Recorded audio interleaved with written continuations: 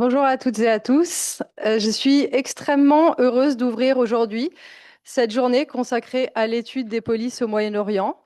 Cette journée d'étude est le fruit de nombreux échanges que nous avons menés avec Eugénie Rebillard, co-organisatrice de cet événement et qui prendra la parole juste après moi. À travers cette journée, nous avons souhaité donner corps à ces discussions de manière plus formelle et ouvrir le débat avec les spécialistes, historiens, anthropologues, sociologues et politistes qui tous travaillent sur les institutions policières au Moyen-Orient et sur le policing de manière générale.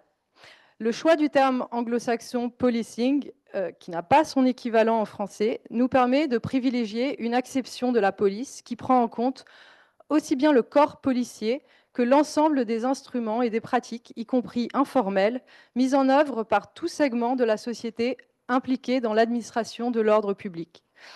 Je remercie l'ensemble des intervenants qui ont répondu à notre appel, ainsi que les 4 modérateurs, et bien entendu tout le public présent, ainsi que celui qui nous suit via Zoom, où une interprétation vers l'anglais est disponible pour les non-francophones.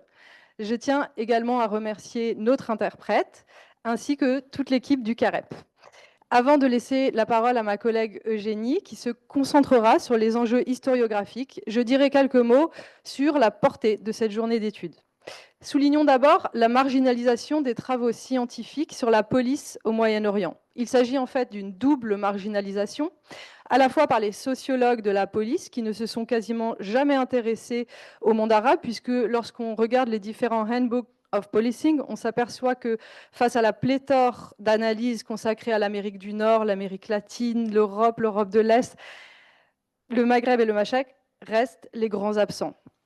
Un bref inventaire des travaux sur les polices dans les pays en développement témoigne également de ces formes de contournement.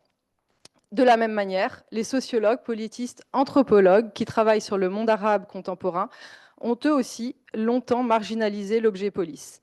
Dans l'argumentaire, nous esquissons plusieurs pistes qui pourraient expliquer cette lacune, en soulignant notamment la place surplombante de l'armée et son rôle dans les constructions étatiques post-indépendance. Marginalisés par les États, les appareils policiers de ces pays sont également restés à la marge des travaux scientifiques, privilégiant tantôt les élites, tantôt les exclus. Cette lacune est d'autant plus troublante que le paradigme autoritaire a longtemps dominé les travaux politologiques sur la région. En effet, la dite exception autoritaire arabe avait mené les chercheurs à se pencher sur les dynamiques de cooptation, de libéralisation ou encore de consentement, sans toutefois porter attention à la coercition. Le déclenchement des printemps arabes en 2011 marque un tournant, puisque prenant acte du rôle déterminant des appareils de coercition dans les différentes trajectoires des pays arabes, les chercheurs vont intégrer la répression comme facteur déterminant à la compréhension de l'action collective. La nature d'une mobilisation, son élargissement, son succès ou son échec sont désormais lus à travers le prisme de l'action policière. Enfin, je termine ce mot d'introduction par 2 points qui méritent d'être clarifiés. L'approche diachronique, qui est la nôtre, et les liens entre police et État. Nombre de sociologues et d'anthropologues du contemporain insistent sur la nécessité d'historiciser les pratiques de maintien de l'ordre et de les réinscrire dans leurs multiples temporalités.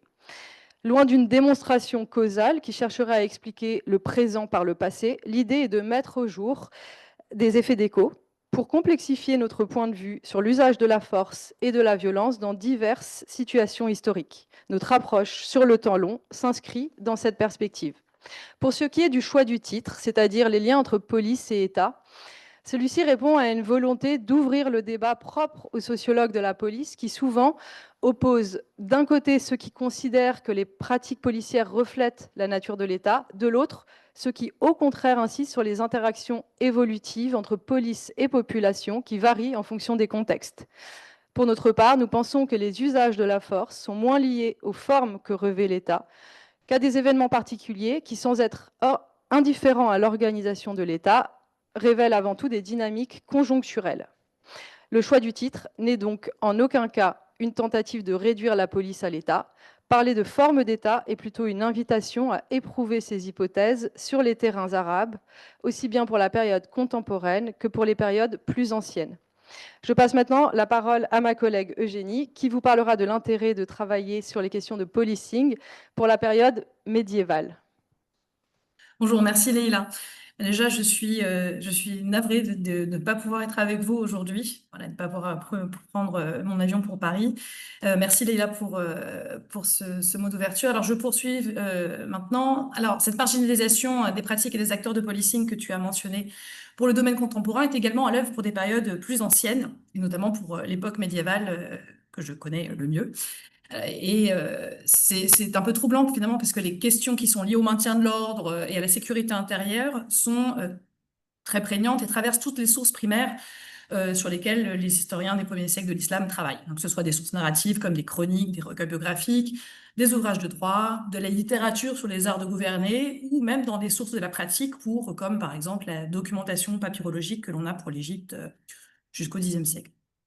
Alors, pour la période médiévale, l'étude des pratiques et des acteurs du policing a une valeur heuristique qui est indéniable. L'objet police en particulier constitue une porte d'entrée féconde pour mieux saisir les formes de gouvernance qui se mettent en place avec le califat omeyyade dans un premier temps à partir de 661, puis abbasside et les autres califats concurrents par la suite.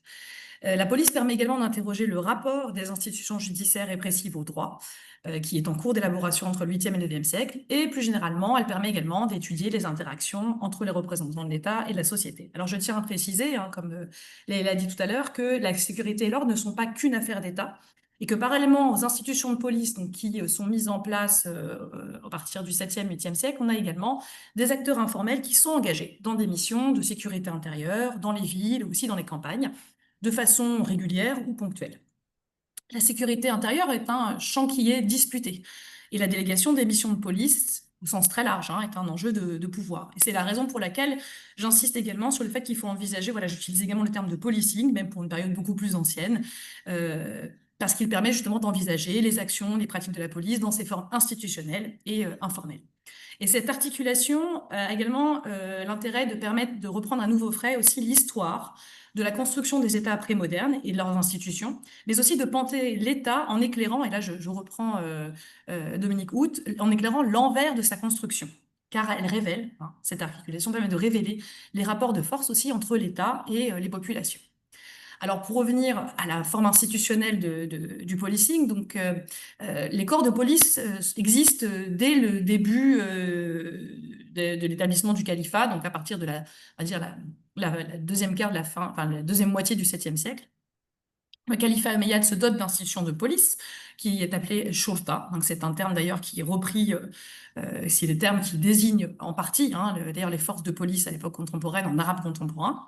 Et les fonctions de cette shurta ne se limitent pas qu'à l'usage de la coercition physique, mais elles incluent un large éventail de pratiques qui relèvent du contrôle social, de la surveillance, du maintien de l'ordre, de la lutte contre la criminalité ou encore de la gestion des prisons.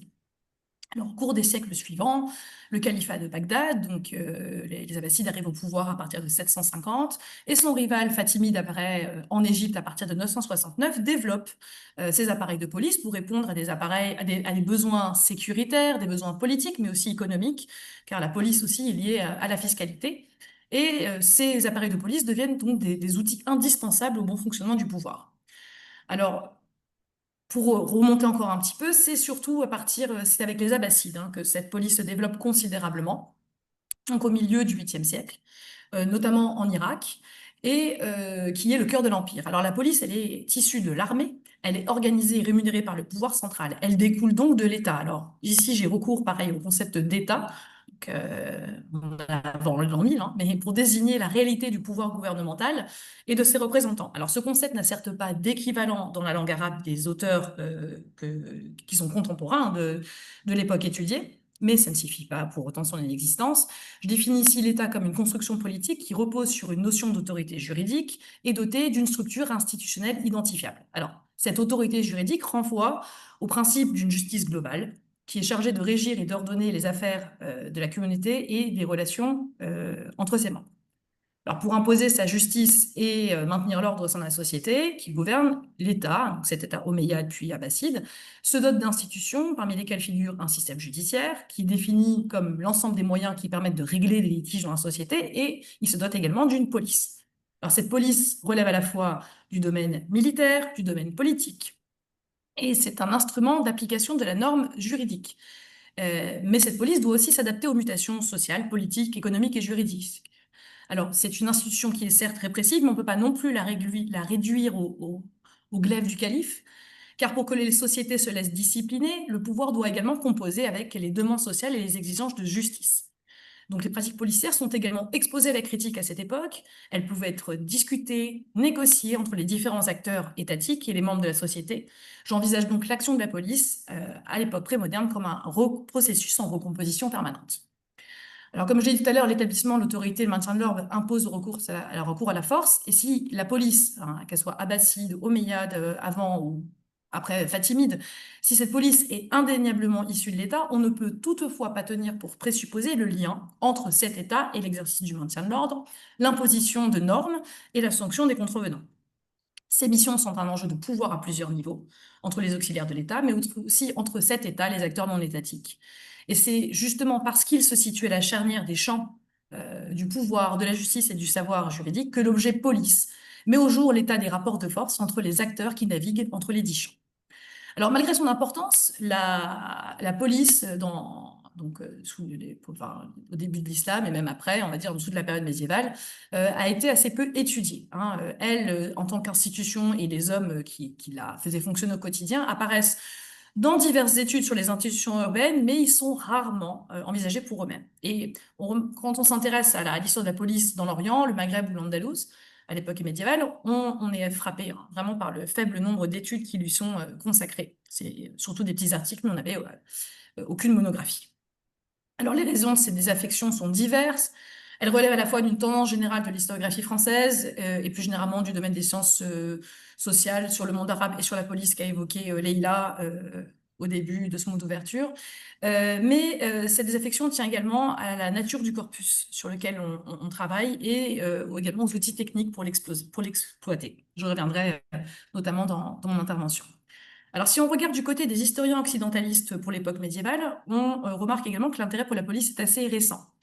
Mais d'une manière générale, et pareil, c'est le même constat qu'on fait, que je fais avec Leïla, cet intérêt pour la police concerne surtout les périodes modernes et contemporaines, pour des terrains notamment européens, américains. Le Maghreb et le Moyen-Orient font figure de parents pauvres, et l'époque médiévale au Moyen-Orient ou Maghreb encore plus. Ce qu'on remarque, c'est que finalement, la recherche, en tout cas sur les institutions judiciaires prémodernes, c'est surtout focalisé sur la judicature et moins sur les juridictions, on va dire, finalement répressives comme la police. Donc, la police demeure vraiment un angle mort de la recherche en histoire sociale et judiciaire du Maghreb et de l'Orient prémoderne.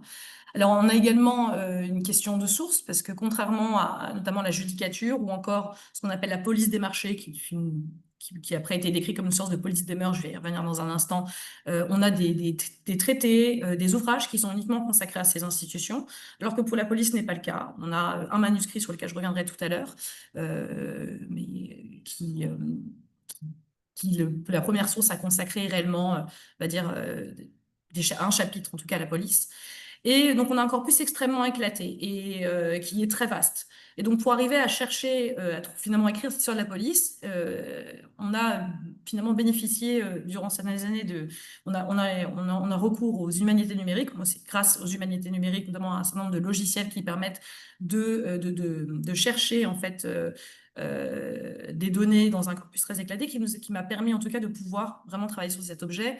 Et je pense que c'est vraiment voilà, quelque chose, c'est les outils qui me permettent d'exploiter notre corpus. Ces outils récents ont permis de faire avancer clairement la recherche sur cette question-là. Ça vaut aussi pour d'autres questions, mais notamment pour la police qui a un corpus particulièrement éclaté. Alors, l'intérêt pour la justice répressive est néanmoins assez ancien. Bizarrement, il remonte surtout à la période coloniale. Alors, il s'inscrit dans une série de travaux sur cette police des marchés, les polices des mœurs que j'ai évoquées tout à l'heure, qu'on appelle la Hizba, qui est un objet d'étude qui était prisé des orientalistes européens du 19e siècle, qui étudient, éditent et traduisent des traités sur ces institutions. Alors, on a notamment parmi ces orientalistes Walter Bernauer, qui publie en français un mémoire sur les institutions de police chez les Arabes, les Persans et les Turcs en 1861. Alors, il comprend une petite étude sur la police, la Shurta. C'est un ouvrage qui relève de l'orientalisme voilà, savant du 19e siècle, dans un contexte qui cherche à décrire, à connaître les civilisations qui sont les sociétés qui sont colonisées à la même époque par l'Europe. Alors, Walter Benauer couvre une période qui est très large, des débuts de l'islam à celle dont il était contemporain, un espace qui est très vaste. Alors, cette inscription dans la longue durée lui permet en fait d'expliquer, de commenter les fonctions des agents des forces de police dans le Maghreb et de l'Empire contemporain, de l'Empire ottoman, dont il était contemporain et spécialiste. Donc, il insiste en fait, il montre une continuité en fait des attributions de la police et aussi de la police des marchés, ce qui fait que cet ouvrage renvoie une image qui est de l'institution et de ce règlement qui est très figée. Et surtout, il crée une continuité historique qui n'a pas vraiment de fondement, hein. Alors, cet ouvrage n'est pas un ouvrage de droit, mais son objet, les règlements de police et des normes qui régissent la vie quotidienne des sociétés non européennes, le rattachent à cet orientalisme juridique et aux études de ce qu'on appelle le droit musulman à mettre entre guillemets. Alors, Baudouin, Duprey et Léon Bunsken sont soulignés le lien entre savoir et pouvoir colonial dans l'émergence de ces études sur ce droit musulman.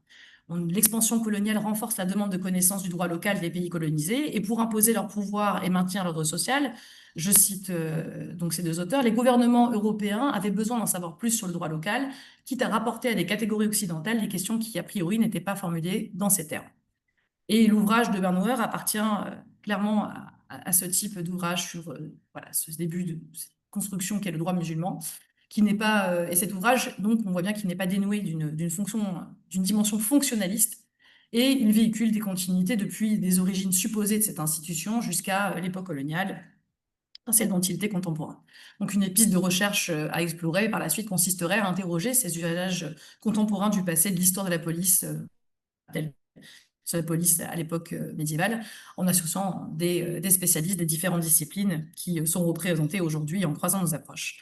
Alors nous espérons que cette journée soit justement l'occasion d'un dialogue interdisciplinaire autour de l'objet police qui nous permettra de mettre en regard nos méthodologies respectives. Car faire l'histoire de la police soulève en effet des problématiques variées, induit des méthodologies différentes et mobilise des corpus de nature très diverses selon les périodes étudiées. Pour la période médiévale, le défi consiste à travailler à partir de sources hétérogènes, des chroniques, des ouvrages juridiques, des sources papyrologiques, des sources qui ont parfois conservé la trace de documents de la pratique. Nous avons très peu d'archives, j'y reviendrai, et qui nous informent sur les modalités de production des archives policières, dont on sait qu'elles étaient produites en grande quantité, notamment en Irak et en Égypte. Pour la période contemporaine, le défi est sans doute de mêler des échelles institutionnelles, des échelles institutionnelles et micro-sociologiques pour relever l'écart entre les politiques énoncées et la réalité de leur mise en œuvre sur le terrain, qu'a mentionné tout à l'heure Leïla. Ces différentes méthodes peuvent également ouvrir à des compréhensions différentes des pratiques de policing, de ses dynamiques propres et de ses multiples réceptions au sein de la population. Alors cette journée sera, nous l'espérons, ainsi l'occasion d'amorcer une discussion sur la mobilisation des outils des sciences sociales en histoire à partir de l'objet police et de cloisonner les approches disciplinaires.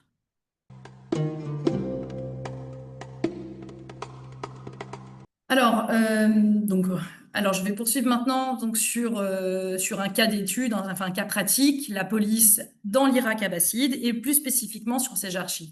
Ce qui va être l'occasion également de discuter aussi, d'échanger avec vous de parler des sources en fait, sur lesquelles on travaille et de certains défis. En l'occurrence, travailler sur la police sans archives de la police. En tout cas, pour l'Irak. Voilà, ce n'est pas forcément le cas pour d'autres régions. En tout cas, ça se présente autrement. Alors, au IXe siècle, la police, que l'on appelle la Shurta, mais aussi, ou encore la Maouna, est une institution qui est bien établie dans le califat abbasside et qui couvre un large espace. Donc, comme vous voyez, voilà, de l'Ifriqiya jusqu'en partie l'Iran actuel.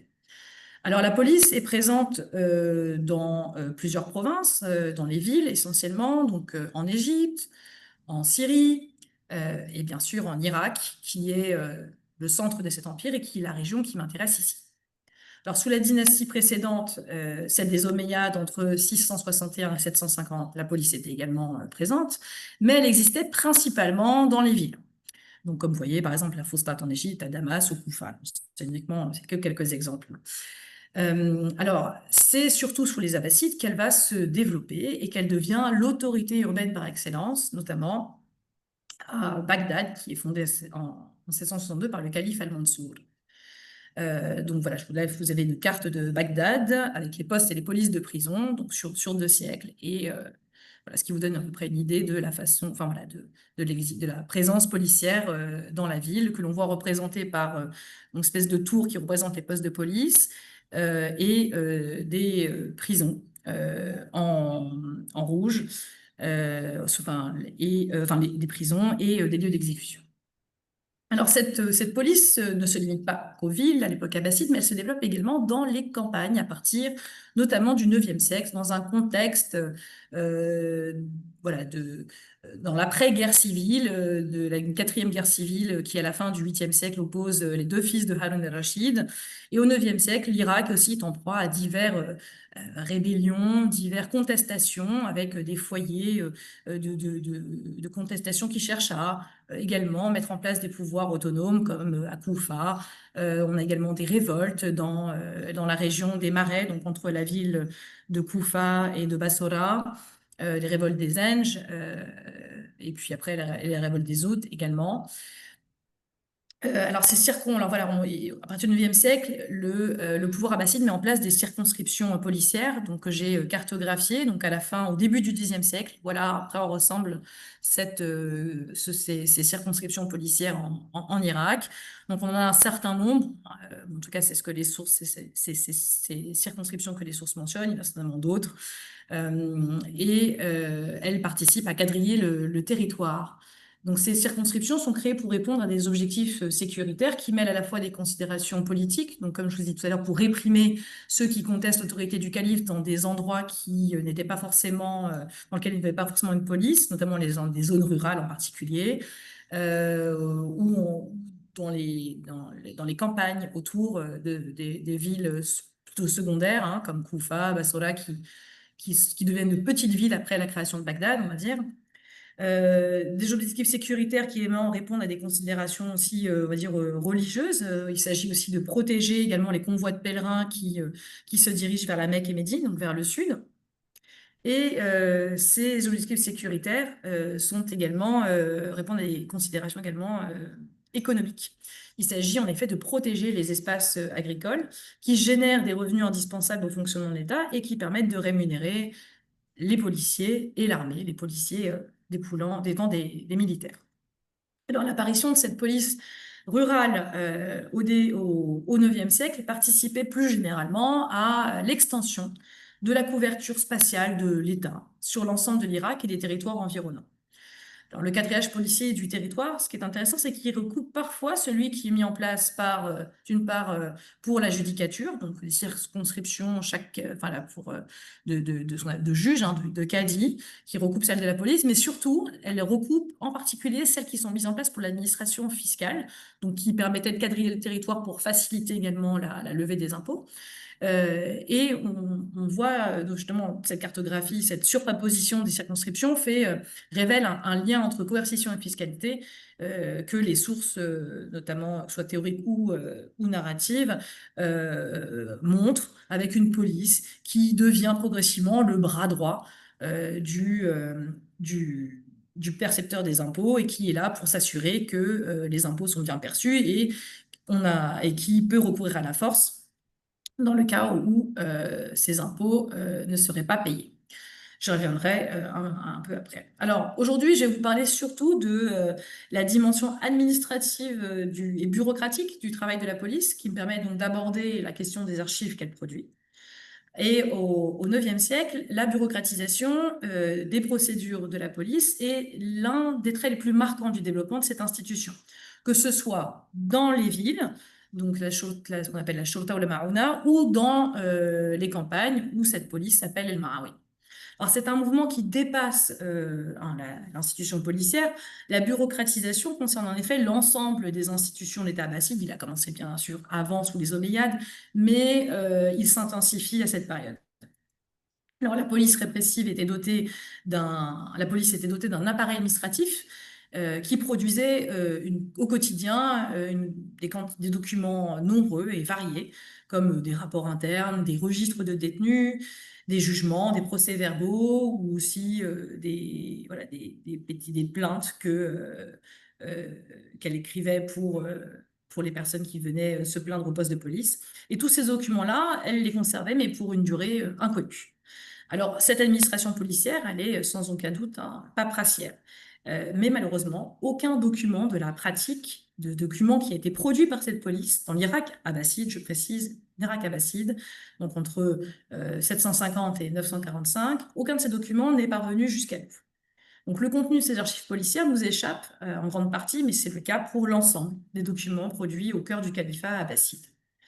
Néanmoins, on a quand même un certain nombre de sources, des ouvrages, alors qu'ils soient normatifs ou des sources narratives, qui sont composés entre la fin du IXe siècle et la première moitié du Xe siècle, qui nous renseignent qui contient un certain nombre de données sur la formalisation de ces archives, sur leur conservation, et toutes ces sources-là témoignent du haut degré de bureaucratisation de l'État abbasside d'une manière générale.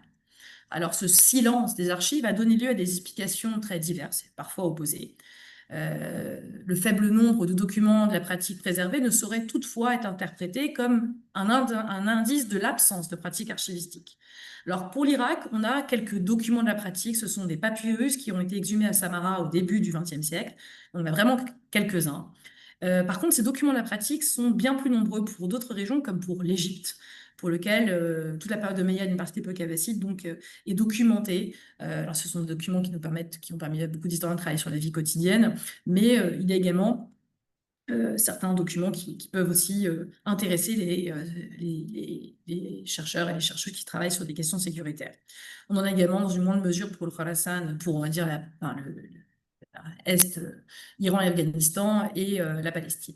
Alors, dans un article qui a fait date, le chercheur Tamer Leithi appelait à dépasser ce débat sur l'absence ou la présence d'archives en Orient, dans l'Orient médiéval, on va dire, y compris dans le Maghreb, en questionnant d'une part le concept d'archives tel qu'il est posé dans les études occidentalistes, et d'autre part en interrogeant également les pratiques d'archivage elles-mêmes.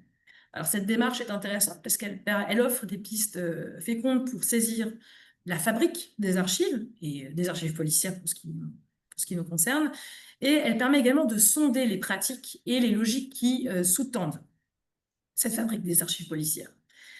Elle permet également de s'interroger sur les enjeux qui sont liés à la conservation de ces documents par l'institution policière, mais aussi aux enjeux qui sont liés à la destruction de ces documents par des acteurs qui contestent la police et ses actions.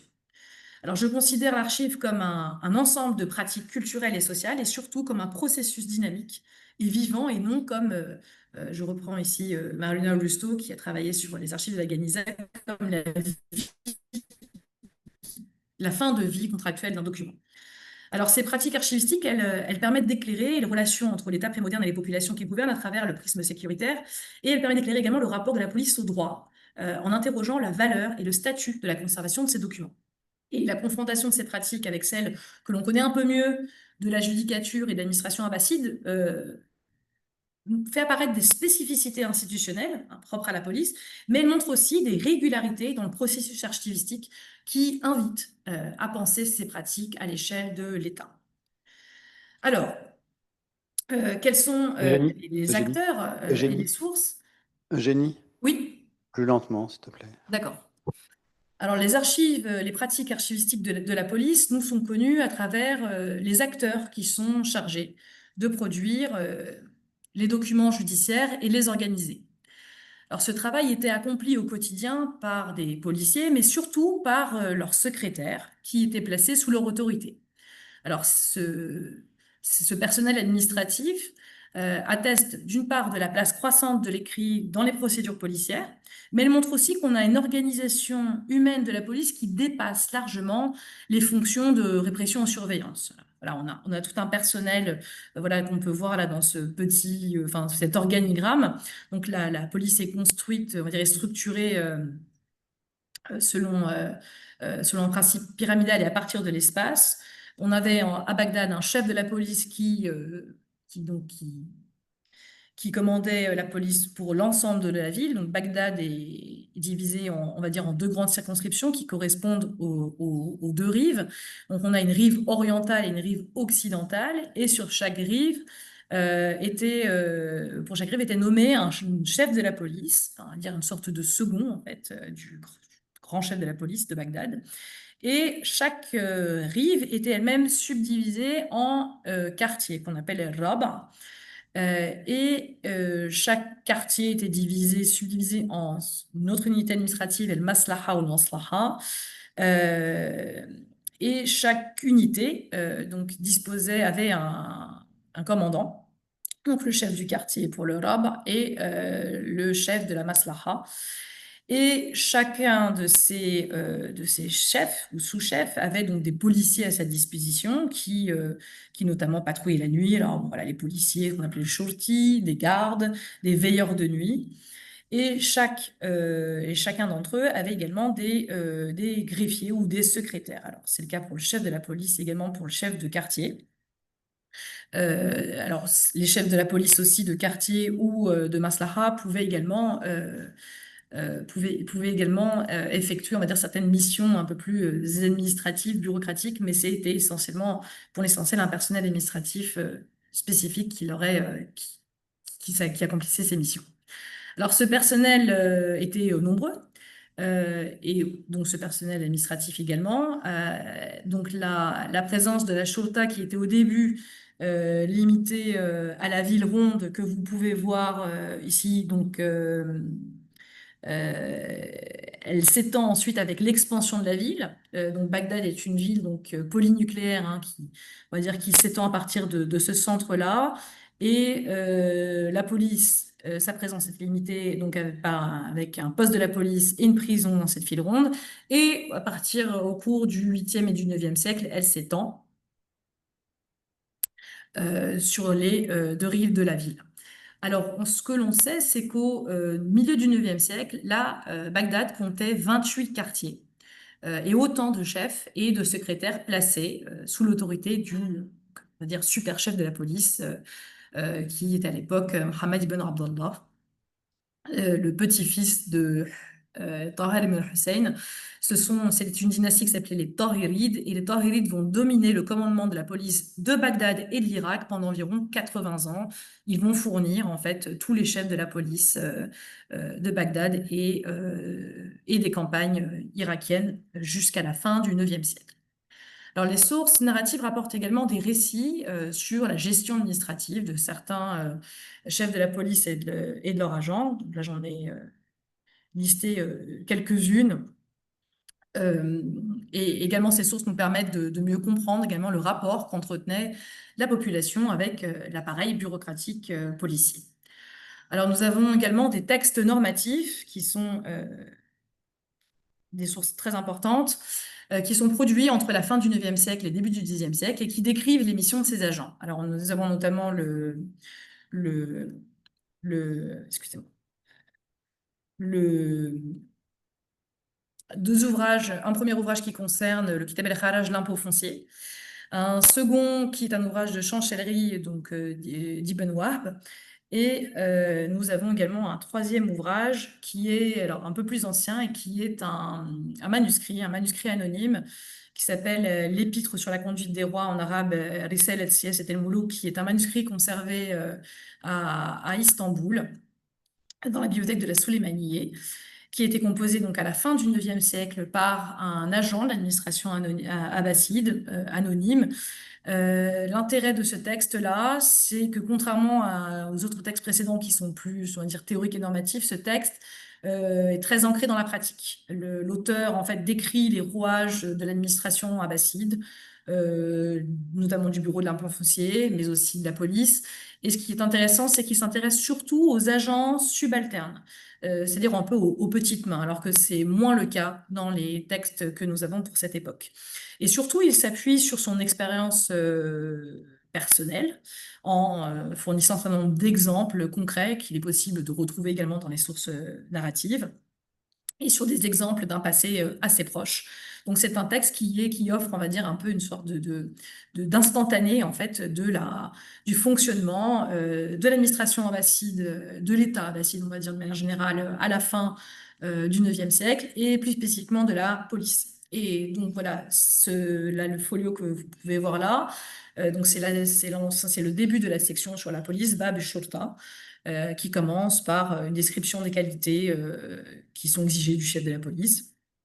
Et ce texte-là est le plus ancien texte qui est dédié à la police que nous avons donc pour les premiers siècles de l'islam. Donc c'est une source extrêmement importante qui était inédite jusqu'à peu de temps. Et le manuscrit en entier est très intéressant. Il est également traversé par la thématique de la surveillance et du renseignement, qui est aussi un autre aspect voilà, de la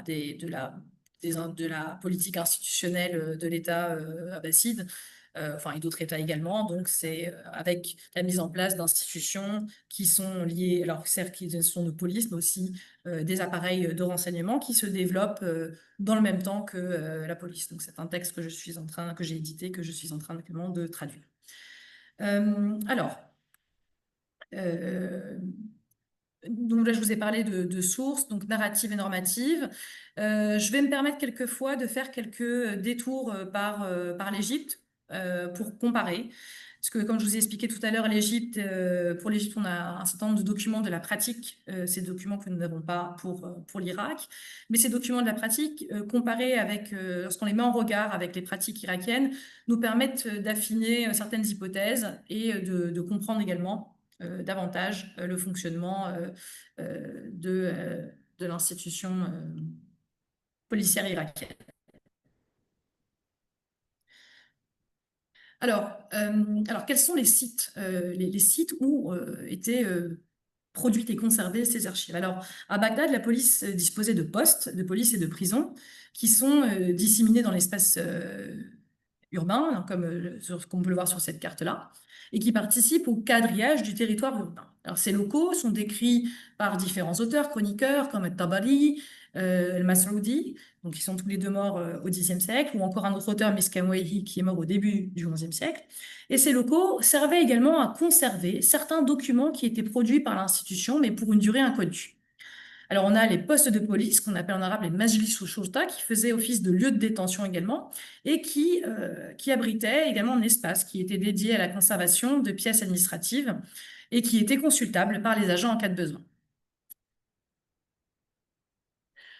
Alors, donc, le El Masoudi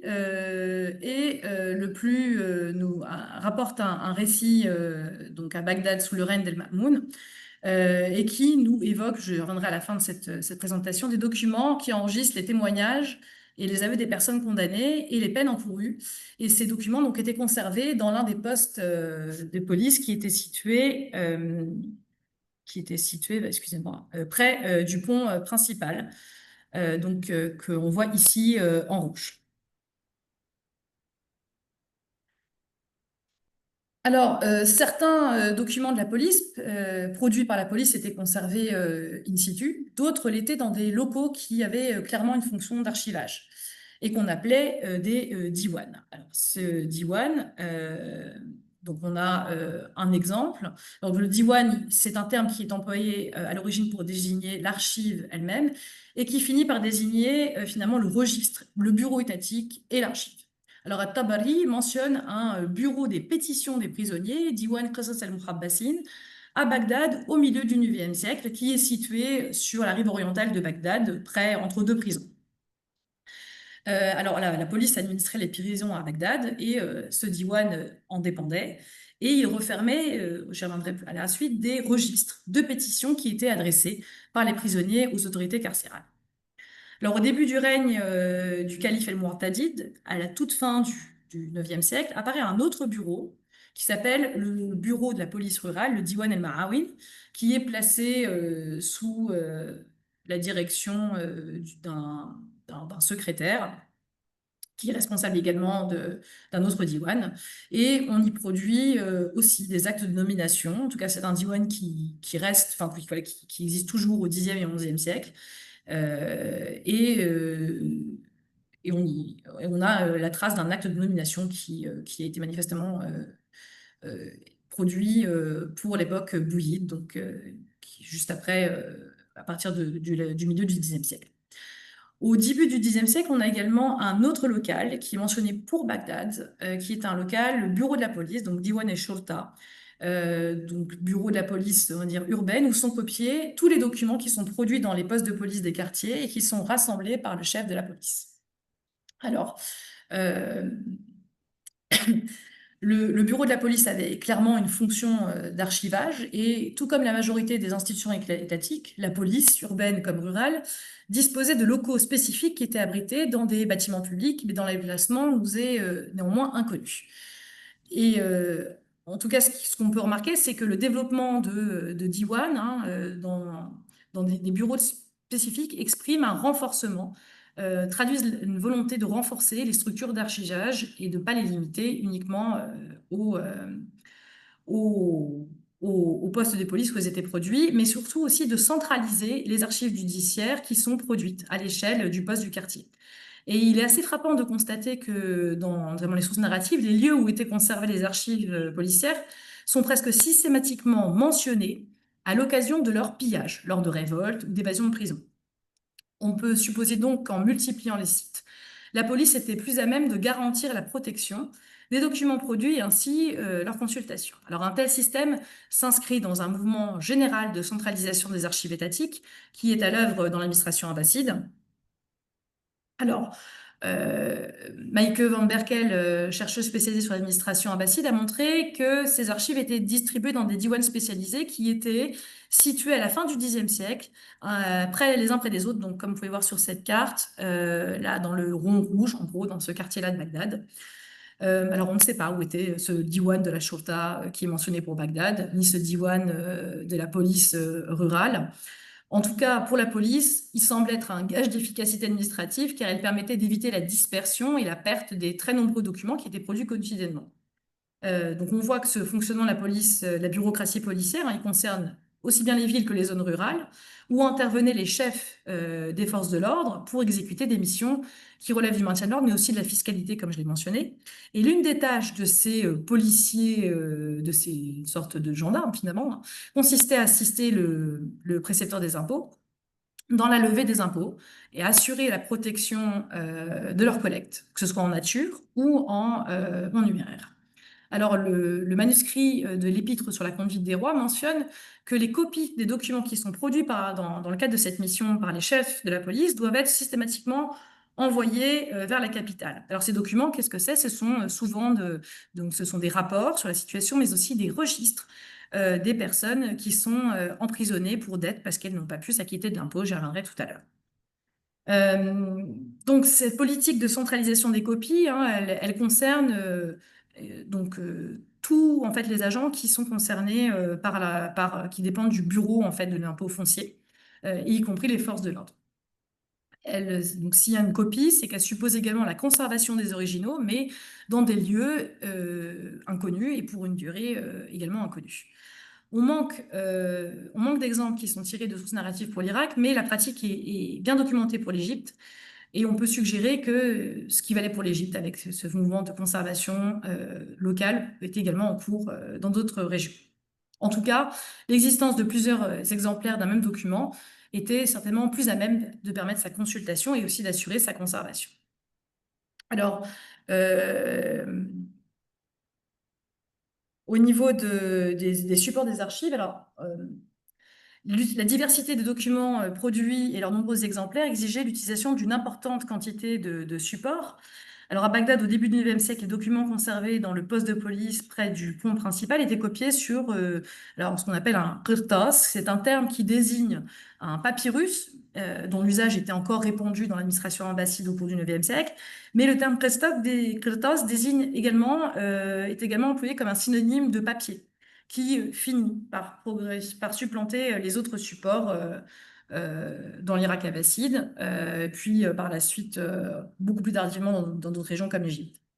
Alors en 918, le chroniqueur Assouli rapporte que les gens écrivaient des pétitions qui remettaient aux chefs des quartiers pour se plaindre d'une atteinte en personne, d'une violence, d'un fait grave, sur du papier, sur du walaq, qu'ils pouvaient acheter auprès même dans le poste même.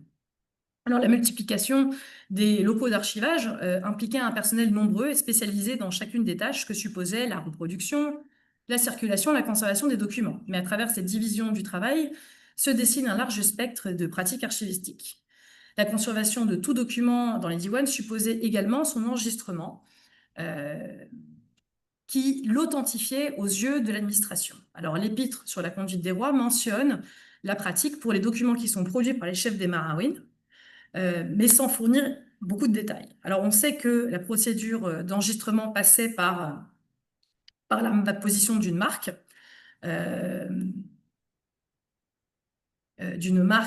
alama, que cet auteur Assouli, que j'ai cité tout à l'heure, et qui est également l'auteur d'ouvrages sur l'art du secrétariat, décrit comme, ou définit comme l'acte d'apposer une marque que toi et d'autres vous pouvez reconnaître. Alors, dans la théorie, l'archivage consistait en la copie de documents dans le diwan de la Shurta. Donc, on multipliait les documents, on les redistribuait, mais les pratiques archivistiques ne se réduisaient pas non plus à cette opération. La constitution de registres qu'on appelait des daftar et d'inventaire jarida, qui est un procédé très ancien qui remonte aux Omeyyades, avait été particulièrement prisé par les autorités policières et plus généralement par l'administration abbasside. Ces registres jouent un rôle important dans la procédure d'enregistrement, tout en ordonnant les données contenues dans les documents. Alors, le chroniqueur at-Tabari signale que le bureau des pétitions des prisonniers, que j'ai mentionné tout à l'heure à Bagdad, renfermait des registres de pétitions, mais il ne nous précise pas alors comment ce que contenaient exactement ces documents, ni leur organisation interne. Alors, on a voilà, un document égyptien qu'a édité Mathieu Tillier et Naïm Bantengen, qui permet de formuler quelques hypothèses pour comprendre ces registres irakiens. Alors déjà, le terme donc, utilisé par Tabari pour désigner ce bureau des pétitions, c'est Diwan Qissas, qui est le pluriel du mot Qissa, qui désigne dans ce contexte-là des pétitions. Et ce terme Qissa, c'est également le terme qui est mentionné au début de chaque paragraphe de ce papyrus et qui désigne une requête, en fait, écrite à une adresse, écrite à une autorité, pour plaider une cause et en appeler à sa clémence. Alors, le document enregistre, entre autres, les entrées de personnes qui sont emprisonnées pour dette, l'issue du traitement de la pétition, leur élargissement ou leur maintien en détention administrative.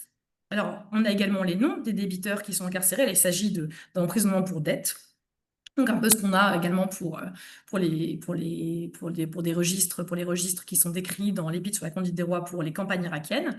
Et on a des fois des éléments d'identification supplémentaires, comme les noms des créanciers, les sommes dues ou les dates des séjours en prison.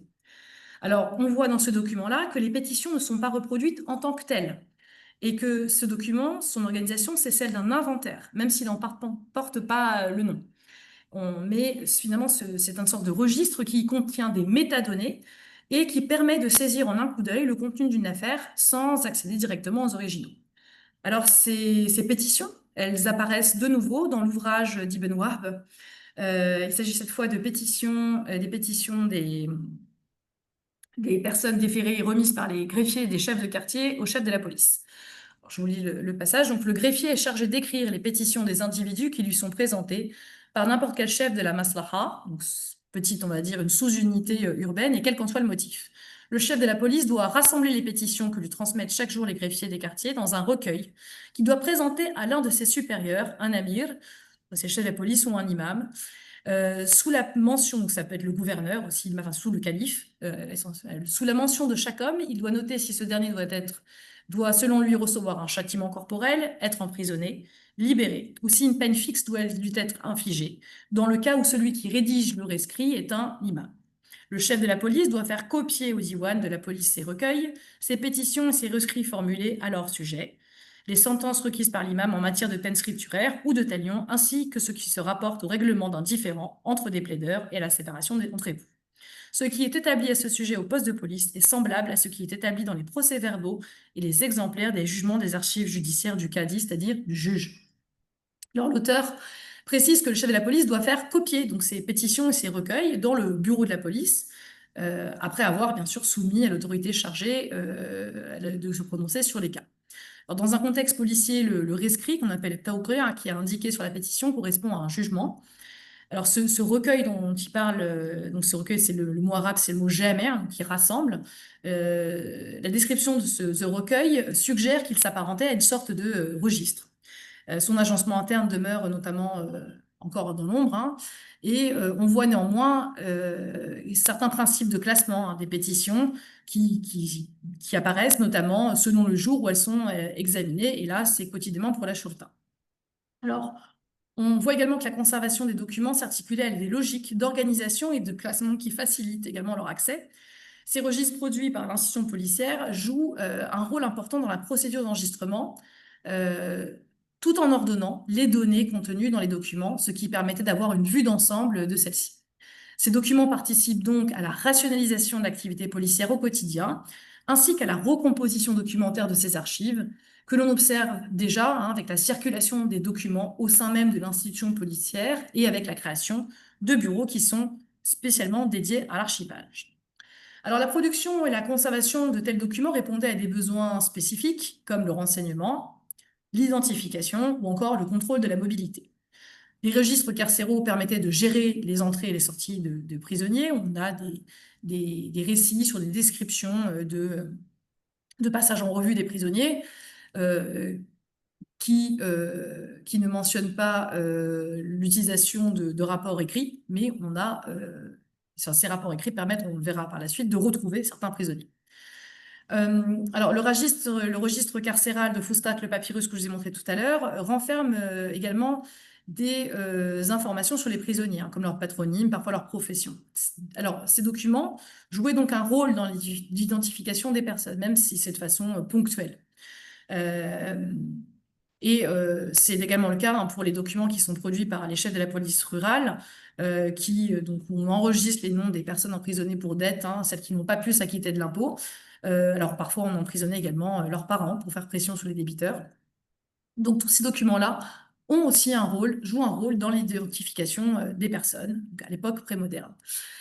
Les chefs des forces de l'ordre devaient faire enregistrer dans le Diwan de la capitale les noms des personnes qui peinaient à s'inquiéter de l'impôt. Et cette détention pour non-paiement de l'impôt est documentée pour l'Irak, mais aussi pour l'Égypte rurale.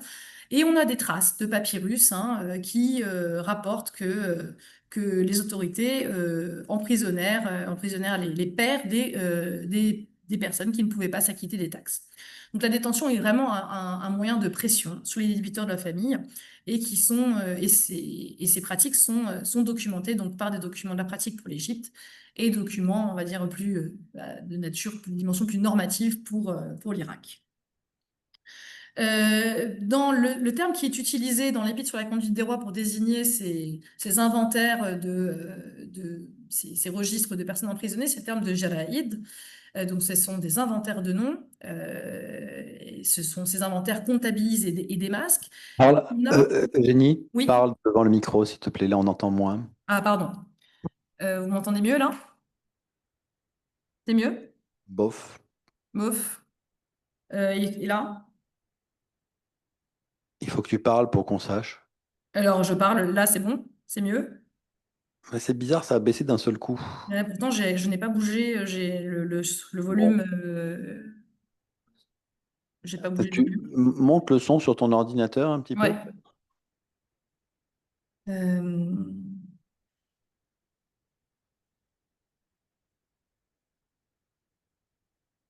je ne peux Au pas le monter maximum. davantage. Bon, Bon, je suis on désolée. continue. Je vais peut-être fermer quelque chose. Peut-être que ce sera mieux.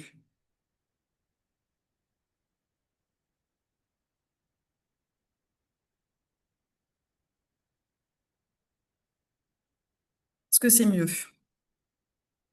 Ouais. Oui. Ouais. Bon, si je parle plus fort. Oui.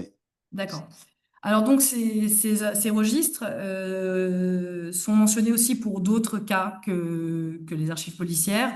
Sous le calife El Mu'tadid à la fin du IXe siècle, le chef du bureau de l'armée tenait des registres des soldats et ces registres mentionnaient leurs caractéristiques physiques, ce qui permettait de débusquer les éléments étrangers qui tentaient de s'introduire dans l'armée.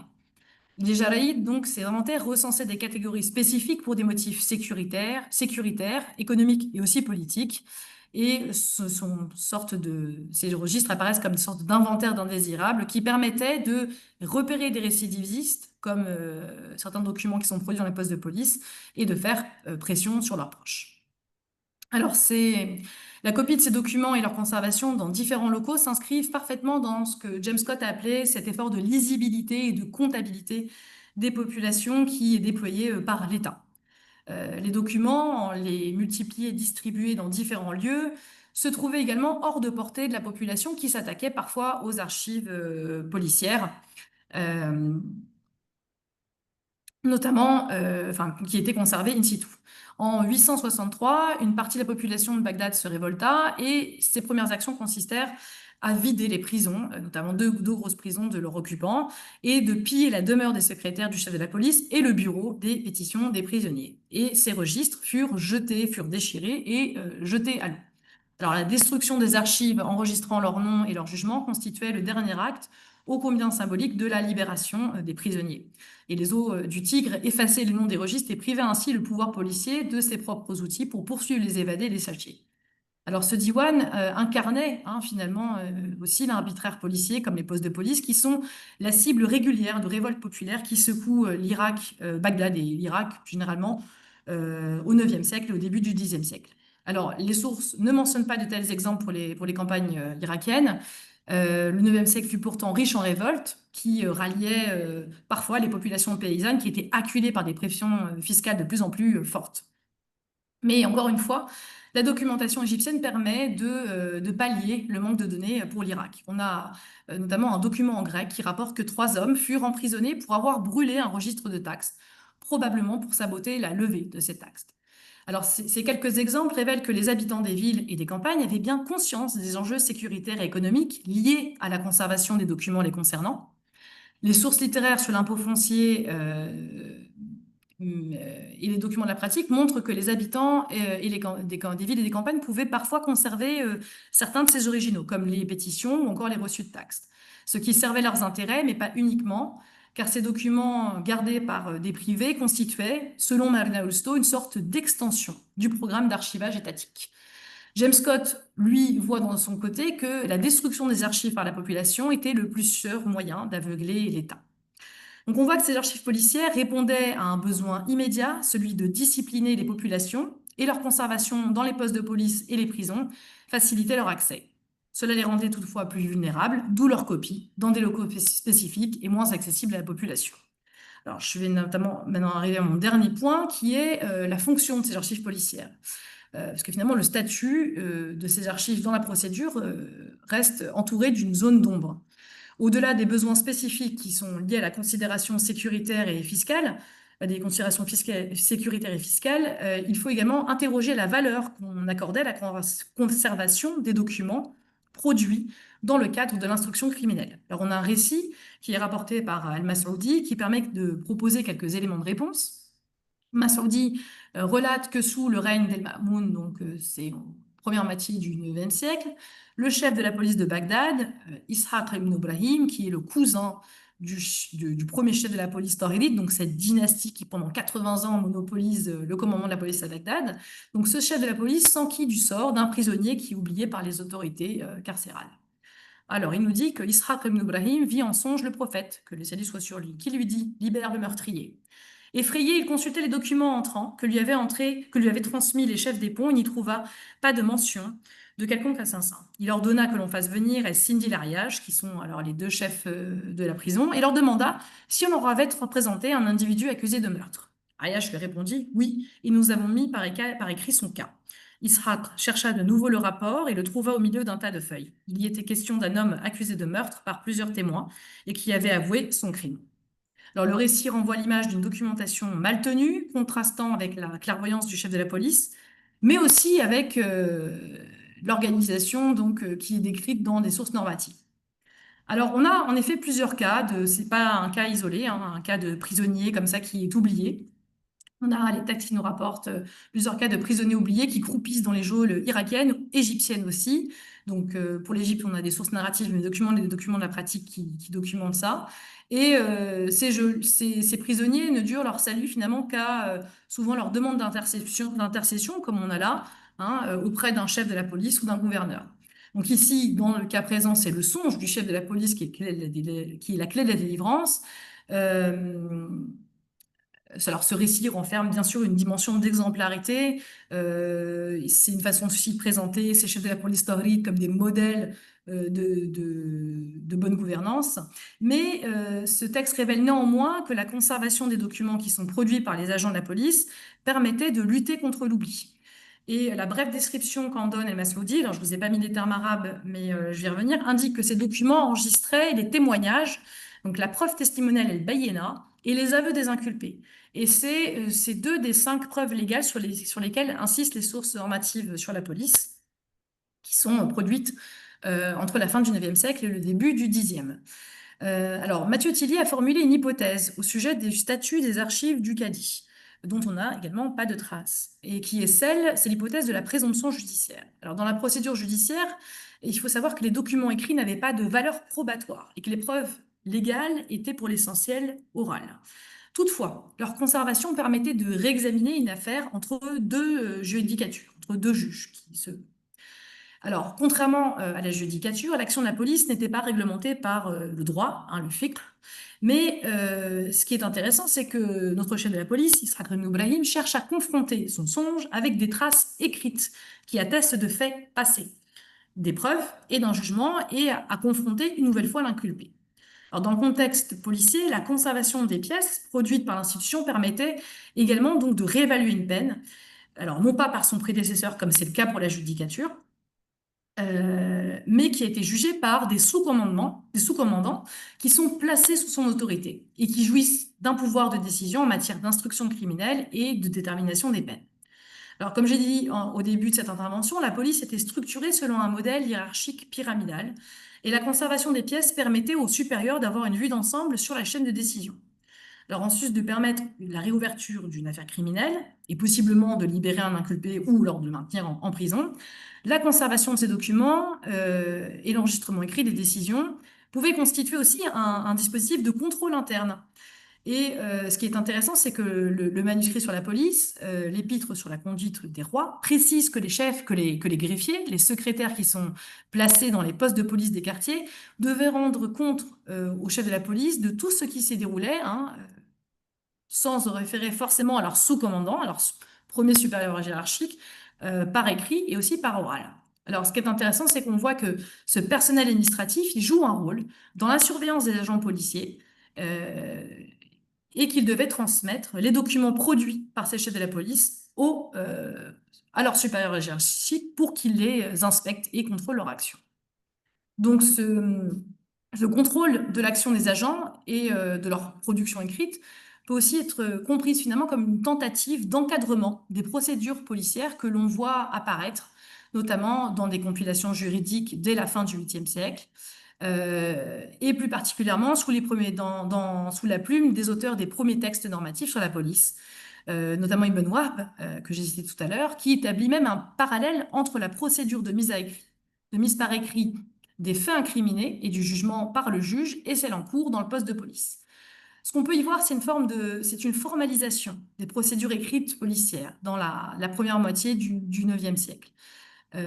Et dans la pratique, cet effort d'encadrement s'est traduit par des fois des réformes, notamment une qui est restée néanmoins avortée, celle du calife El-Muqtadir,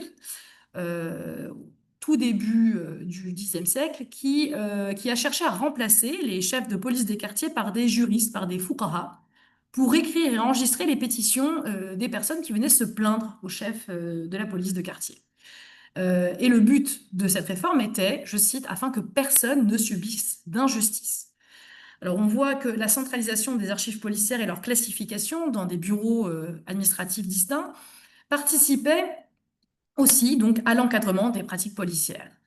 Euh, alors, ces documents donc, étaient classés dans des diwans, comme je disais tout à l'heure. Ils étaient aussi, ce classement était régi par de nombreuses règles.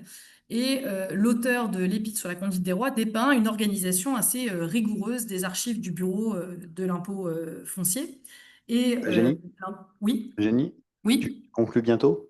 Oui, je conclus. Je suis en train de conclure. Pour faciliter leur consultation, et donc chaque document doit être déposé dans sa section et à sa place pour faciliter sa recherche.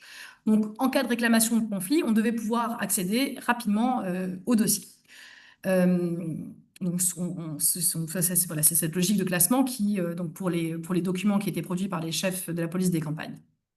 Donc la complexité du système fiscal du système abbasside exigeait donc un enregistrement, une conservation méticuleuse des documents. Et en cas de plainte, les agents pouvaient être en mesure d'accéder facilement au dossier. Donc comme je l'ai dit, ce renforcement de l'archivage dépasse loin l'institution policière et s'inscrit dans un mouvement plus général. Alors pour conclure, donc cet appareil bureaucratique policier se caractérisait par un fort niveau de centralisation à l'échelle de la ville et finalement de la province irakienne.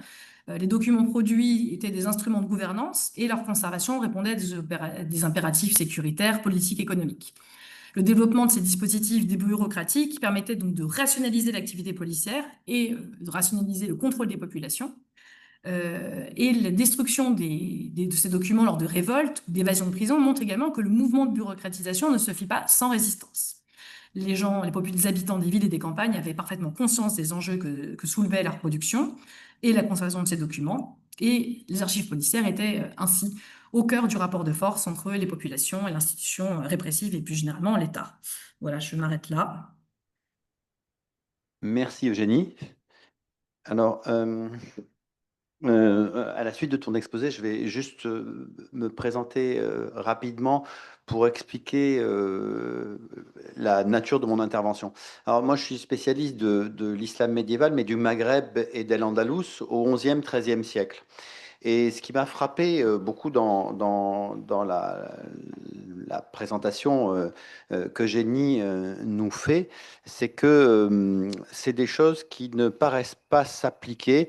Alors, qui ne paraissent pas s'appliquer de la même manière à l'Occident musulman, mais Eugénie connaît mieux le sujet que moi, et peut-être que je souffre aussi de ce travers qu'a souligné Leïla au début et qu'a rappelé Eugénie, du fait d'un désintérêt pour la chose policière. Il se trouve que les dynasties sur lesquelles je travaille, dynasties berbères, almoravides et almohades, qui fondent des capitales comme Bagdad a été fondée par les Abbassides, qui ont développé des administrations complexes et élaborées, eh bien, la police, je ne la vois pas apparaître. Ce qui me fait me poser des questions, c'est des questions que je poserai aussi à Eugénie, c'est, elle a mentionné plusieurs fois l'idée d'une institution policière. Et ça me pose un problème personnellement, parce qu'une institution, c'est quelque chose qui est stable, qui sert de référence, que l'on peut transposer. Or, Eugénie a parlé de l'Égypte et de Bagdad et des provinces, et d'une littérature qui est une littérature globalement normative sur la police et qui peut mentionner la police. Or, en Occident musulman, on ne voit pas apparaître ce type de choses. Et la période sur laquelle se concentre Eugénie, qui est le début du IXe siècle, et, a fait l'objet, et c'est quelque chose aussi qui était assez fort, d'un ouvrage de Sourdel sur le vizirat abbasside. Et l'ouvrage de Sourdel construit le vizirat comme une institution traditionnelle de l'islam. Or, en fait, bon, alors j'organisais un séminaire à Lyon avec Makram Abbès et il me dit on va faire une séance sur le vizir. Je dis mais le vizir, mais pourquoi le vizir? Moi je vois pas de vizir en Al-Andalus, au Maghreb. Enfin, ou si je vois des vizirs, il y a 17 vizirs en même temps. Ou bien c'est des personnes qui sont appelées kateb, donc secrétaire de chancellerie, ou bien hajeb, donc chambellan, et qui peuvent porter le titre de vizir ou pas. Et donc l'idée qu'il y a une institution vizirale dans, en islam au Moyen Âge apparaît à partir d'un cas d'école qui est le vizira des Barmécides à Bagdad au début du IXe siècle. Or, ce qui me frappe, c'est que Eugénie fonde son analyse et sa thèse de la police et de l'organisation policière, plutôt que l'institution, j'en sais rien, sur la même période. Comme si à Bagdad, au début du IXe siècle, se passait quelque chose de tout à fait particulier qu'on ne peut pas transposer dans d'autres régions du monde musulman. Et on a une carte au début qui est une carte que nous montre Eugénie, qui montre le califat abbasside qui va de la Tunisie actuelle jusqu'à l'Iran, et qui nous induit en erreur, parce que, enfin, qui peut nous induire en erreur pour nous faire penser que, bon, bah, on a une institution policière, je, je- je mets entre guillemets pour moi dans ma bouche le terme d'institution, mais Eugénie pourra peut-être répondre, institution policière, alors qu'en fait, on a des formes de contrôle au Maghreb, où on peut être à l'époque abbasside ou post-abbasside ou dans des pouvoirs concurrents des abbassides, les Almoravides se rattachent au califat abbasside, qui ne fonctionnent pas du tout de la même manière.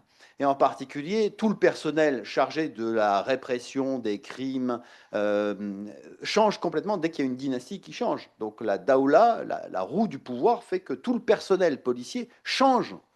Ce ne sont plus les mêmes, c'est des membres des tribus dirigeantes qui remplacent les autres. Et donc la police n'est pas une institution qui reste et qui traverse les changements de régime, c'est un moyen de coercition qui accompagne le changement de régime et qui suit les changements de régime ou de dynastie, que ce soit pour les Omeyyades de Cordoue ou pour les Almoravides ou les Almohades, et dans les taïfas, dans les différentes taïfas.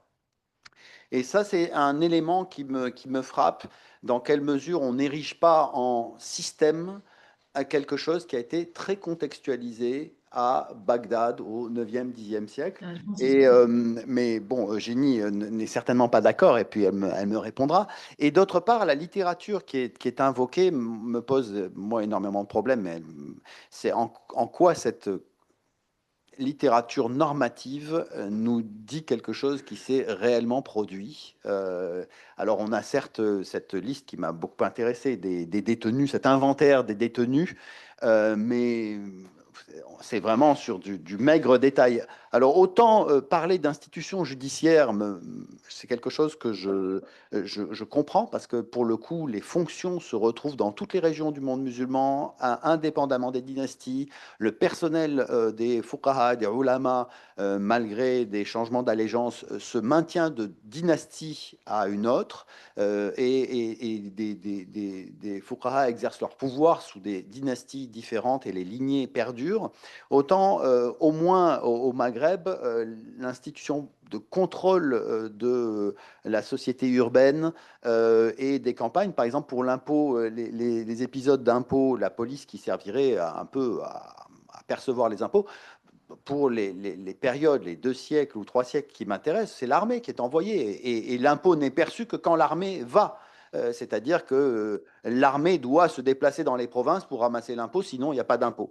Et la vision que l'on a avec les circonscriptions provinciales que décrit Eugénie, c'est que peut-être qu'il y a là, à ce moment-là, un contrôle territorial qui est particulièrement fort et qui permet en effet un semblant d'organisation policière, mais est-ce que ça dure plus de 100 ans? J'en sais rien, je ne sais pas. Voilà les remarques que je voulais dire sur la police et la shorta et les termes. En plus, il y a aussi cette question des termes, de la labilité des termes et des appellations que l'on voit dans toutes les sources où je vous ai parlé du terme vizir, où en fait on va appeler vizir quelqu'un qui est kateb ou quelqu'un qui est hajeb, et puis il va y avoir 10 vizirs. Alors s'il y a 10 vizirs, c'est plus la même chose que le vizirat tel qu'on nous l'a décrit Sourdel et que tel qu'il a pu être étudié. Bon, il y a des sahib shurta aussi au Maghreb, mais je ne sais pas. Je te laisse la parole. Ça marche. Alors, je vais reprendre les points. Alors, je précise bien qu'il s'agit d'une étude de cas. et qui est l'Irak abbasside sur une période limitée, environ sur 2 siècles, enfin bon, je commence un petit peu avant, mais et qui s'arrête au début, on va dire, dans la première moitié du Xe siècle. Donc c'est pas une étude justement qui vise à généraliser, au contraire. Justement, c'est un appel à la multiplication d'études locales circonscrites dans le temps et dans différentes époques pour mieux justement saisir les modalités de policing. Et c'est pour ça, comme on disait aussi dans le mot d'ouverture, l'idée de travailler sur l'idée de policing, c'est à la fois de prendre en compte la dimension institutionnelle, je reviendrai sur le terme et pourquoi j'utilise la police, enfin voilà, de ce qui est mis en place par les pouvoirs, qu'ils soient locaux hein, ou plus ou régionaux, et du côté aussi des formes un peu plus, on va dire, informelles. Et également la question de l'armée. Parce que, bon, voilà, tu as soulevé la question de l'armée. Alors, en effet, les termes, par exemple, qui sont employés pour l'Irak, par exemple, cette police des campagnes dont je parle, les Marawin, c'est un terme que je retrouve un peu pour l'Égypte, mais essentiellement pour l'Irak et pour les provinces, notamment iraniennes. Là, une grosse partie de mon travail actuel consiste également à voir comment ce terme de Marawin pour l'Irak va désigner uniquement des polices qui travaillent ruraux. Et ce terme-là va être réutilisé notamment après en persan ou en arabe pour les régions iraniennes pour désigner les polices, enfin, en tout cas les forces de l'ordre dans les villes. Donc, selon la région ou l'époque, ces mêmes termes peuvent en fait finalement désigner des réalités différentes, un personnel différent et des missions qui ne sont pas toujours les mêmes. Mais en tout cas, je me suis concentrée donc sur l'Irak et cette police des campagnes, en fait, finalement, c'était aussi un peu la surprise de ce travail où on a pensé que la police, la shurta, déjà que la police c'était que la shurta. Non, en fait, là, il y a plusieurs termes différents. Marouna, qu'on retrouve en Égypte. En effet, pour le Maghreb, il y a, je pense, un énorme travail à faire parce que finalement, sur la police, ce qu'on sait surtout, c'est les travaux qui ont été faits pour l'Andalous davantage, où on a en effet une police inférieure, une police supérieure, mais je pense que ça mériterait d'être davantage travaillé. Mais on a en effet une multitude de termes. Avec aussi tout un personnel, et pour ça que je parle d'institution, c'est que c'est une institution qui traverse en tout cas de l'époque omeyyade à l'époque abbasside, en tout cas elle est toujours là, à l'époque bouillie, des bouillies dans les rites. Et ce qui est intéressant, c'est que cette institution commence à perdre, enfin ces corps perdre leur importance et leur rôle dans le maintien de l'ordre ou dans la gestion de la criminalité ou l'emprisonnement, notamment avec l'arrivée des Seljoukides. Et c'est pas parce qu'on a enfin, je parle du terme d'institution, à aucun moment c'est figé. C'est-à-dire qu'au niveau du personnel, c'est la même chose. C'est exactement comme ce qui se passe au Maghreb. C'est qu'en fonction de la nouvelle dynastie qui arrive, on a un changement ou pas de personnel. Parce que ce n'est pas toujours nécessaire. On a des cas, justement en Irak, avec l'arrivée justement du pouvoir abbasside, où on maintient, en tout cas dans les villes de Koufa et de Basra, les chefs de la police qui étaient en place avant. Des fois aussi pour des considérations notamment sécuritaires ou des gens qui, à un moment donné, finalement ont décidé de rallier les Abbassides plutôt que les Omeyyades. Donc, ce changement radical de personnel n'est pas toujours à l'œuvre. Et le poste, la fonction, en tout cas, se maintient. Et ce qui est intéressant, c'est que Bagdad, c'est un peu la question de savoir c'était l'Irak, c'est quoi? Qu'est-ce que c'est? C'est le pouvoir central, finalement. Ce qu'on montre, ce qui est intéressant, c'est de voir le développement de cette police rurale à partir du IXe siècle. Donc, dans un Irak qui est en proie à des soulèvements, à des révoltes fiscales, politiques, c'est de voir que finalement, le pouvoir central qui est basé à Bagdad, il n'a pas forcément, le territoire irakien n'est pas forcément si intégré que ça, alors que c'est censé être le centre du califat. Et justement, c'est intéressant parce que ça met aussi, justement, ça révèle ce paradoxe. C'est-à-dire qu'on a un besoin de quadriller le territoire, d'où, en fait, on est censé contrôler le reste du califat. Et de ce point de vue-là, c'est vraiment intéressant. Et donc, on a une diversification des missions de la police dans ce territoire-là. Et moi, ce qui m'intéresse actuellement, c'est de voir en Égypte, justement, dans les provinces, au niveau rural, parce qu'on a ces termes de Marawin qui apparaissent aussi. Donc, on a quelques occurrences dans les sources narratives.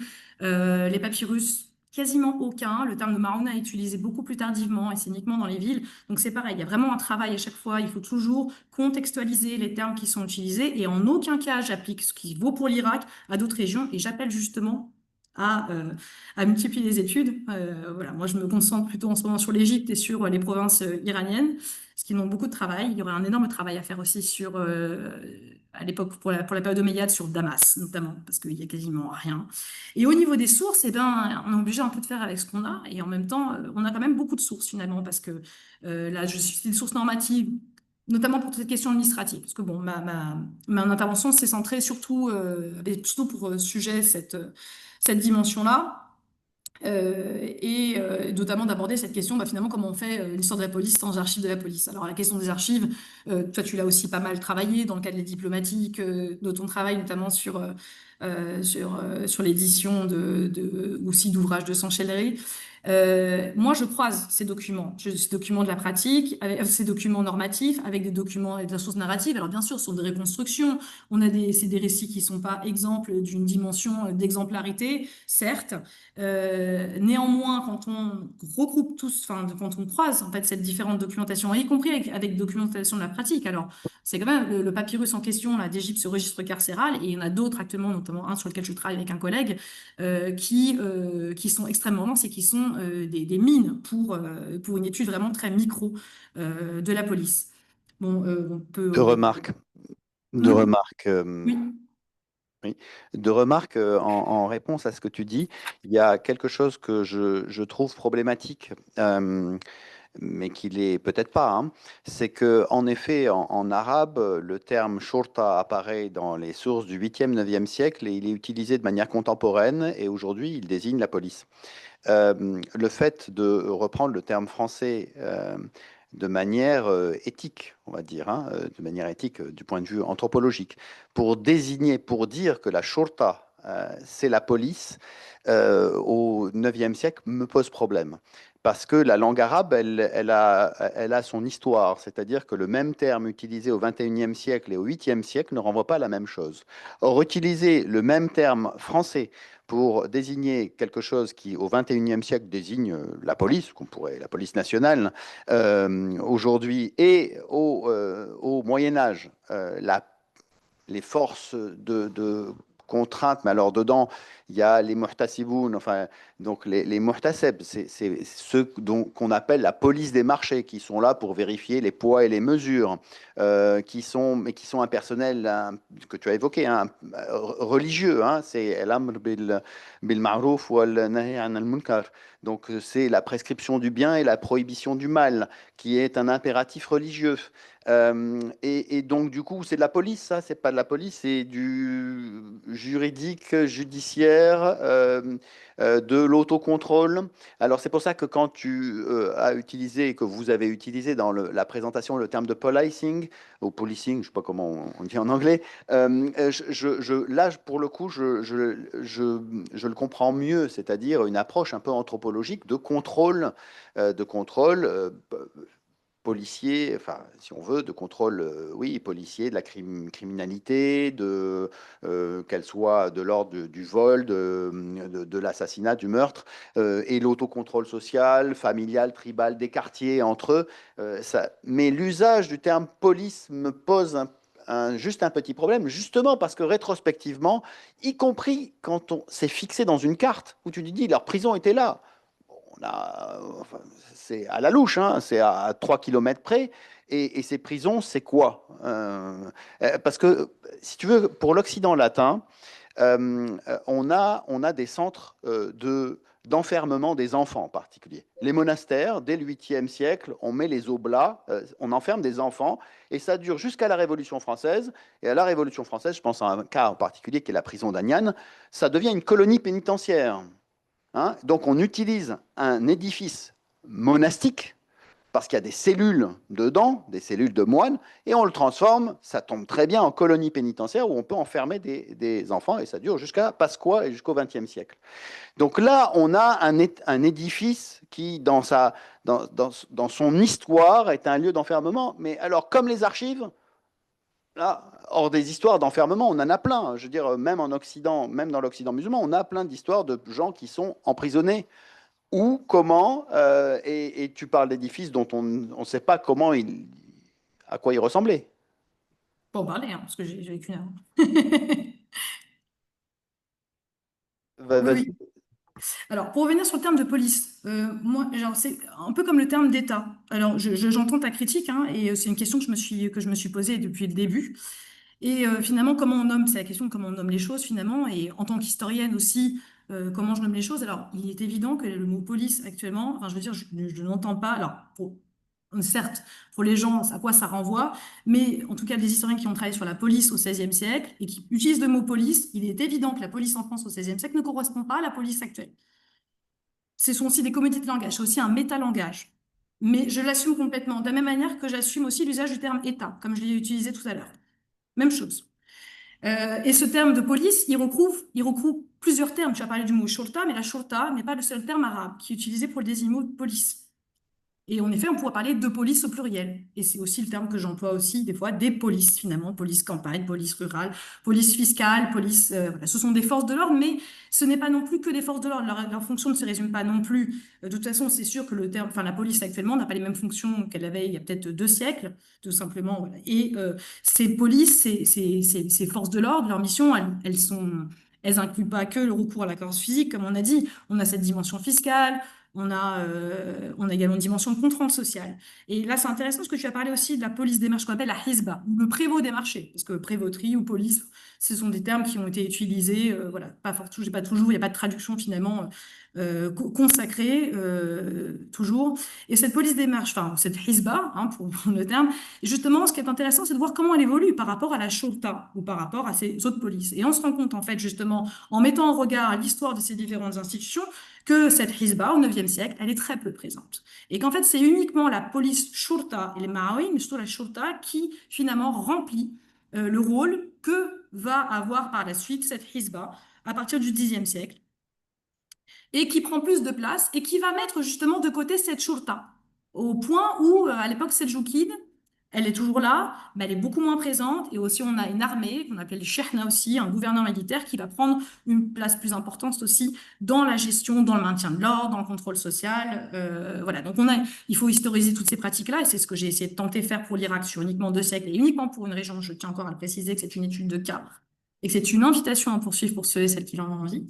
Euh, et pour revenir sur les lieux d'enfermement, la carte que j'ai montrée, de toute façon, la carte de Bagdad, la géographie de Bagdad a énormément évolué, tout simplement parce que le cours du fleuve a aussi évolué. Donc, contrairement par exemple pour au Caire, où on a des cartes qui nous permettent d'avoir des emplacements beaucoup plus précis, pour Bagdad, c'est beaucoup plus compliqué. Donc, la carte, et ça j'aurais dû le préciser, et je t'accorde, cette carte est une représentation graphique. En aucun cas, c'est une tentative de carte, voilà. En aucun cas, on a des éléments qui nous permettent de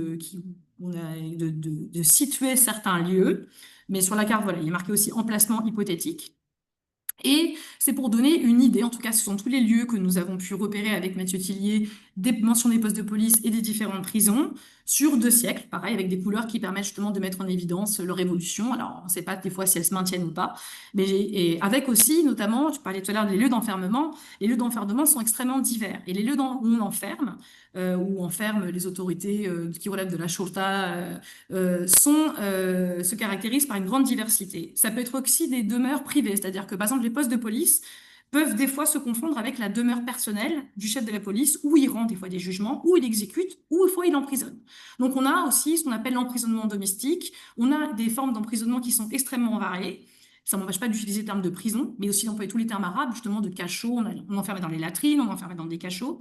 Donc, bien sûr que ces termes-là, ils sont utilisés des fois par commodité, il faut préciser leur usage, mais je n'ai pas de problème à utiliser le terme de police lorsque j'emploie, enfin je travaille parce que le force de l'ordre, c'est pareil. Ça pose les mêmes problèmes. Force de l'ordre ne permet pas non plus d'inclure l'ensemble des missions qui évoluent, qui ne sont pas toujours les mêmes, qui sont des fois moins importantes de certaines époques, qui s'étendent à d'autres espaces ou à d'autres domaines dans des périodes plus anciennes. Eugénie, je comprends tout à fait ce que tu dis et je vois bien que tu es conscient de ça, mais en fait, il y a l'effet produit aussi. Il faut être conscient de l'effet produit sur, alors si tu parles à des spécialistes de la judicature au IXe siècle à Bagdad, ils ne sauront pas relativiser et ils ne verront pas ça comme le système impérial califal abbasside, mais quand on n'est pas spécialiste, ces cartes le propos, l'usage du terme institution, donne l'idée de quelque chose qui est la norme du califat abbasside. Et après avoir montré une carte du califat abbasside qui va de Bagdad à l'Iran, eh bien, on a quelque chose qui est de l'ordre de dystopique, enfin, qui est un peu problématique, parce que tu nous dis, non, là, moi, c'est une étude de cas sur Bagdad et les 4 ou 5 provinces qu'il y a aux alentours, et l'Égypte aussi. Mais en fait, c'est le caractère profondément local et contextuel de ces institutions qui apparaissent, qui se modifient et qui évoluent et qui sont recréées en permanence dans toutes les régions du monde musulman. En fait, au Maghreb, par exemple, ils utilisent un terme qui est devenu le nom des descendants du prophète, c'est-à-dire le terme de Sayyid. Sidi, ça désigne à partir du 16e, 17e siècle les descendants du prophète. Pour eux, les Almohades, quand ils utilisent ce terme, ça n'a pas encore ce sens généralisé dans le monde arabe, ils utilisent le terme de Sayyid pour désigner les fils de Abd al-Mumin, donc ces 17 fils, et leurs descendants. Donc ils inventent, ils chargent un mot arabe qui existe depuis plusieurs siècles, ils le chargent d'un sens nouveau.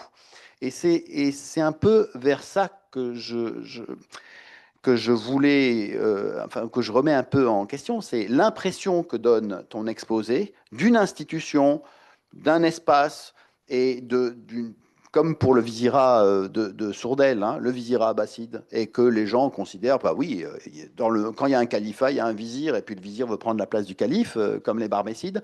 Eh bien non, c'est pas comme ça que ça se passe, et chaque région gère et résout à sa manière ses propres logiques de maintien de l'ordre intérieur, l'ordre idéologique aussi, la perception des impôts. Et s'il y a une chose qui semble à peu près universellement répandue dans le monde musulman à partir des 8e, 9e siècles et sous des modalités différentes, c'est l'institution judiciaire, probablement. Mais pour ce qui est de l'armée, et encore, oui, ça se discute, mais parce qu'il y a des formes spécifiques et une hiérarchie et des tribunaux et des modes de pratique qui sont spécifiques à chaque région, d'où le fait aussi que les écoles juridiques se développent de manière différente dans chaque province de l'Empire. Mais c'est ce localisme qui fait qu'en effet, une étude de cas, il faut, et tu l'as dit, hein, donc c'est pas un reproche, hein, mais on ne peut pas le généraliser à l'ensemble du monde musulman. Ouais, Oui, je sais que mais c'est c'est pas. pas l'objectif, hein. C'est pas l'objectif, hein. Oui, je sais. Parce que justement, je pars d'une étude de cas parce que toutes les études, c'est ça qui est intéressant, toutes les études qui ont été écrites sur la police, notamment à partir de l'époque coloniale, sont des études générales qui justement s'étendent de l'Andalous jusqu'à des espaces, et les Perses, les Turcs et les Persans. Dans la longue durée, on va chercher des continuités. Si mon exposé vous donne cette impression, j'en suis désolée. Et c'est absolument pas ça. Donc c'est bien une étude contextualisée et bien locale, et on est bien d'accord qu'on charge les mots en fonction des contextes. Donc je redis, les termes qui sont utilisés pour localiser cette période sont très particuliers, et le terme de Marawin et le terme de Maraouna, au XIe siècle, XIIe siècle, en Irak même, prennent une charge différente, parce qu'ils sont investis par les pouvoirs qui se succèdent, hein, parce que c'est voilà, une période à un moment donné de changement politique important, et y compris pour les Fatimides, et également pour l'Égypte. Et moi, en ce moment, je travaille sur l'Égypte, et notamment sur ces périodes aussi de transition, avec la fin de l'époque toulounine, Erchidide, et après l'arrivée des Fatimides au pouvoir, donc ce califat qui se construit comme un califat concurrent à partir de 969. Et ce qui est intéressant, c'est de voir justement comment, c'est-à-dire que tu dis, à juste titre, hein, mais je suis complètement d'accord avec toi, c'est qu'en effet, chaque région possède des spécificités sur tous les plans, et ça se traduit dans les questions du maintien de l'ordre, de lutte contre, enfin, de gestion de la criminalité, du contrôle social, etc. Cependant, malgré tout, il y a une volonté aussi, à un moment donné, d'exporter des modèles. Mais il marche ou il marche pas. C'est ça qui est intéressant. C'est-à-dire, la question que je pose, c'est ce modèle bagdadien ou ce modèle irakien, à un moment donné, on tente de l'exporter, et en quelle mesure ça marche ou pas?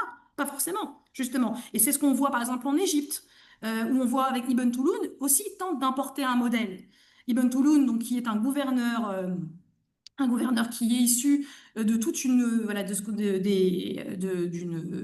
centrale, qui a été ce qu'on appelle bon là c'est tout ce qu'on appelle le paradigme mamelouk, tous ces voilà ces élites militaires qui sont recrutées ou on dirait éduquées comme des militaires donc à Bagdad qui viennent d'Asie centrale et qui font former le gros de l'armée abbasside à partir à partir du 9e siècle.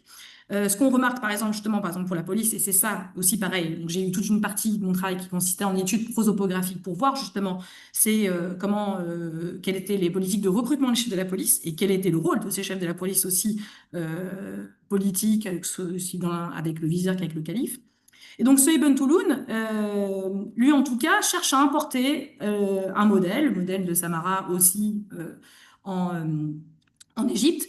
Et au niveau des prisons, ce qu'on remarque, c'est qu'il importe aussi notamment des types d'enfermement ou des pratiques, ou même les noms, en fait. Le mot Moudpok, par exemple, qui désigne la prison centrale de Bagdad, une sorte d'oubliette, en fait, où étaient enfermés bon, de prisonniers politiques, mais pas que, aussi enfin, des gens qui avaient commis des crimes, des meurtres. Cette prise, c'est ce terme-là, et ensuite utilisé, il est importé en Égypte par Ibn Tulun. Donc c'est intéressant de voir justement si est-ce qu'on exporte des modèles ou pas, dans quelle mesure ça fonctionne ou pas. Il n'empêche que, voilà, moi je pense que je vais continuer ce travail-là d'études de comparatisme avec l'Égypte. Et pour le Maghreb, ça me semble être très très différent. Mais on n'a rien en fait, on n'a pas grand-chose. Et ça concerne souvent des époques un peu plus tardives, si je me trompe. Mais en tout cas, avant le Xe siècle.